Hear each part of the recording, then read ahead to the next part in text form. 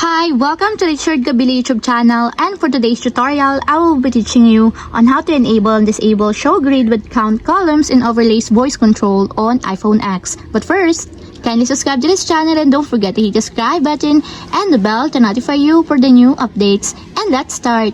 Using your iPhone X from your home screen, first go to Settings. Then in the Settings, scroll down and find the Accessibility and then Top.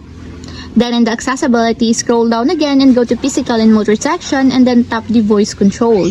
Then in the voice control, go to the section and then tap the customize commands. Then in the customize commands, find and tap the overlays. Then in the overlays, find and tap again the show grid with count columns. Then in the show grid with count columns, as you can see that it is already enabled. But you have to activate also the confirmation required to fully enable the show grid with count columns in your overlays until it becomes green, just like this. And if you want to disable or turn off, just tap again the switch button, just like this. And that's it, we have successfully enabled and disabled show grid with count columns and overlays voice control on iPhone X. If you have a question, can you comment down below and don't forget to hit the subscribe button and the bell to notify you for the new updates. And thank you for watching!